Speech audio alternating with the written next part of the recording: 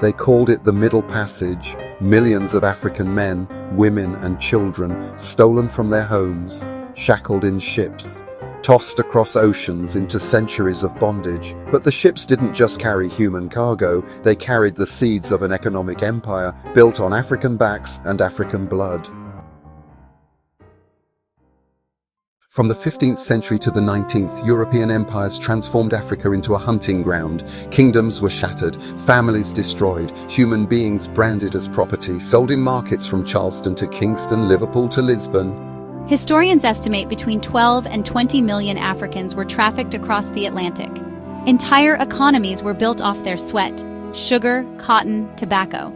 This wasn't just theft of people, it was theft of Africa's future.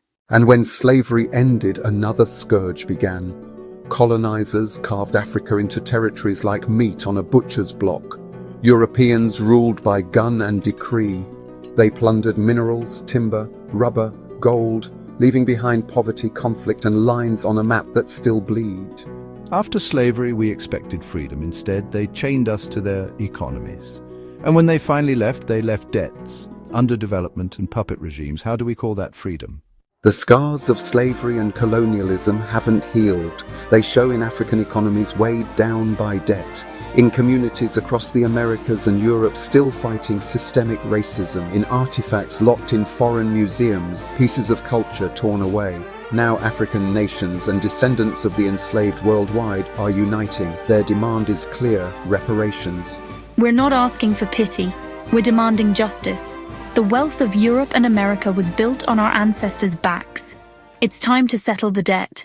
In 2025, a historic draft proposal began circulating, a treaty signed by African countries and global African diaspora organizations. Its name, the United African and Diaspora Initiative for Restorative Justice. It calls for a formal apology from former colonial powers, a global reparations fund financed by those nations and corporations who profited from slavery and colonialism, cancellation of Africa's debts, return of looted African artifacts, investments in education, healthcare and infrastructure, global educational reforms so the world never forgets the truth. The proposed reparations fund would channel billions, possibly trillions, into African development and black communities worldwide.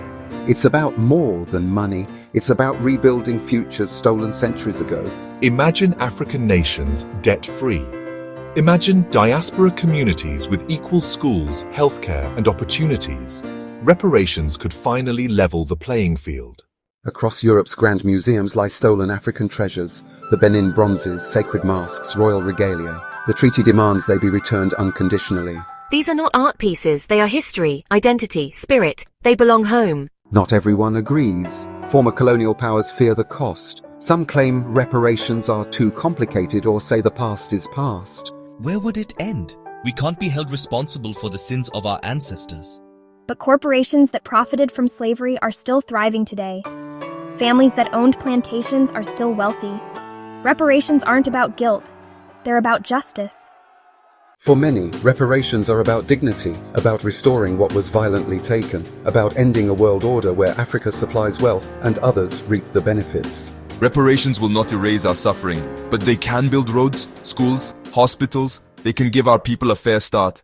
Across Africa and the diaspora, a new generation is rising. They know the past. They demand a future shaped by justice, not charity. This is not vengeance. It is balance. It is a moral debt whose interest has compounded for centuries. It's time the world pays what it owes, because without justice there can be no peace, and without reparations there can be no justice.